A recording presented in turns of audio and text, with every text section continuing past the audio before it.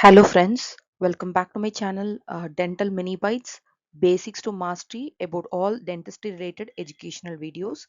So, so today is a very important topic. I'm going to discuss about pharyngeal arches and what are all those derivatives of pharyngeal arches and how many arches are there totally.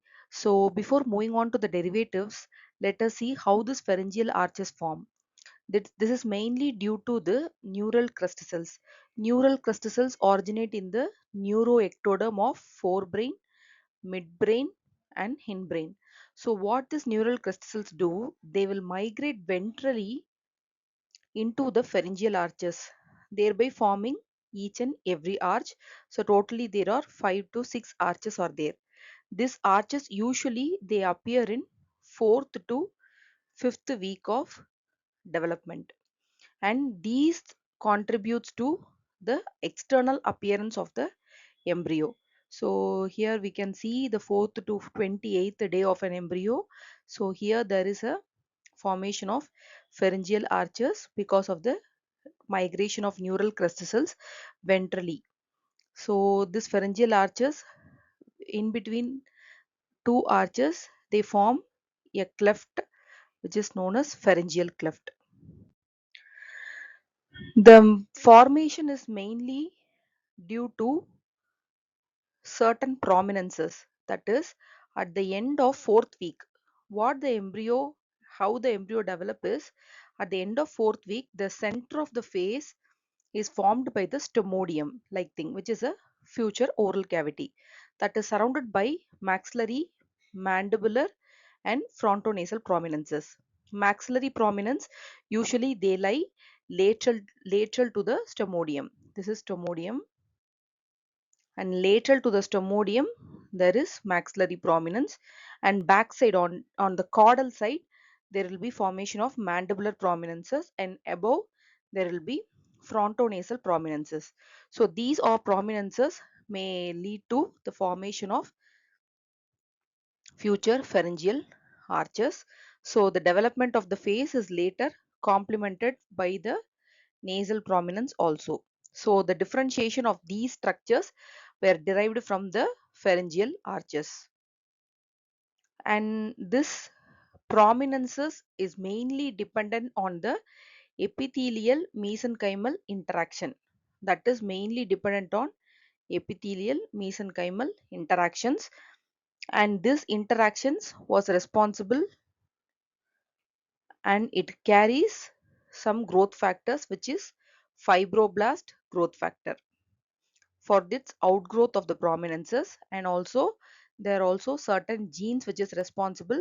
One is sonic hedgehog gene, and also WNT gene for the signaling pathway, that is for patterning. Fibroblast growth factor is mainly for the outgrowth of the prominences, and these two genes, sonic hedgehog and WNT signaling, where it is mainly important for the patterning of the pharyngeal arches. Then we'll move on to the derivatives. Each derivative, each arch contain its own derivatives, but commonly each pharyngeal arches have a mesodermal derivative. This is the brown thing. This is the mesenchymal derivative, and there is an outer lining called as ectodermal epithelium. This blue color lining is the ectodermal epithelium, and it also has an inner lining. The yellow thing is a endodermal epithelium. So each arch contain its own nerve, cartilage, and arterial supply. So there are totally six arches, and the fifth arch is a rudimentary arch. So let us see one by one. The first pharyngeal arch, it consists of a dorsal portion, the maxillary process, and the mandibular process. Both maxillary process and mandibular process, they will be formed due to the mesenchymal condensation.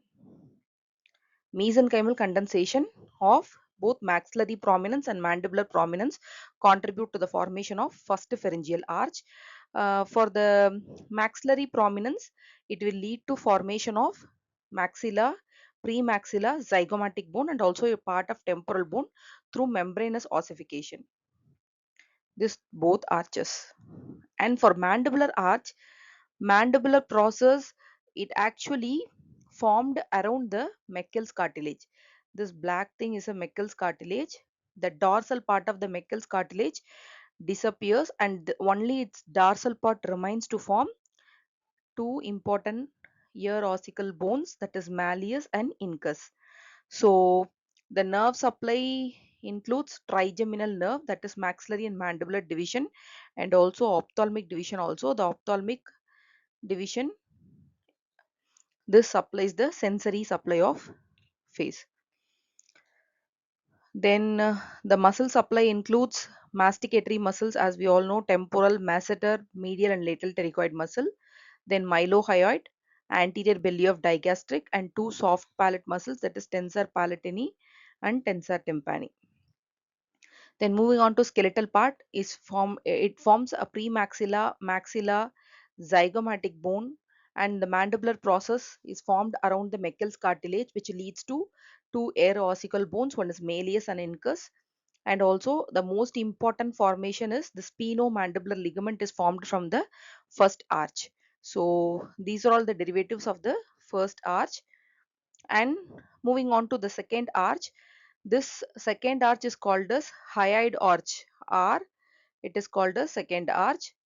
So the main nerve supply is facial nerve for this, and it also supplies the muscles of facial expression: buccinator, platysma, orbicularis oculi, oris, and posterior belly of digastric, and stylohyoid, and one ear muscle, just a PDS. Then skeletal supply include stapes, styloid process, and important ligament is styloid ligament, and it supplies lesser horn here. The upper part of the body of the hyoid bone and its lesser horn is supplied by second nerve, second arch, and the greater horn and the lower part of the body of the hyoid bone is supplied by the third arch. It is a derivative of the third arch, and the second arch is called as Reichet's cartilage. Then moving on to the third arch, the cartilage of the third arch produces, as I said previously, it derives lower part of the hyoid bone and greater horn of the hyoid bone, and the main supply of nerve is glossopharyngeal nerve, and the only muscle which is supplied by nerve is third arch is stylopharyngeus muscle. So then fifth arch is a rudimentary arch. So fourth to sixth is the muscles of fourth arch include cricothyroid, levator palatini, and constrictor of pharynx. So this is supplied by the superior laryngeal branch of vagus. Superior laryngeal branch is supplied to the fourth arch, and recurrent laryngeal branch of vagus is supplied to the sixth arch, and the muscles of sixth arch is the intrinsic muscles of larynx. Both fourth arch and sixth arch is forms the derivative of laryngeal cartilages, including thyroid, cricoid, arytenoid, corniculate, and cuneiform cartilages. And this is the diagrammatic representation which supplies the nerve to each arch. Here we can see the fifth arch supplies the first arch. Sorry, fifth nerve supplies the first arch. One is ophthalmic division, maxillary division, and mandibular division. And the seventh nerve supplies the second arch, which is the facial nerve. And the glossopharyngeal nerve supplies the third arch. And for fourth arch, it is completely the vagus. But for fourth, it was superior laryngeal branch of vagus. And for sixth arch, it was a recurrent laryngeal branch of vagus. So this is all about, friends, and pharyngeal arch is a very important topic. So please go through my video, and if at all any doubts, let me have in a comment section. Thank you. We'll see in a next video.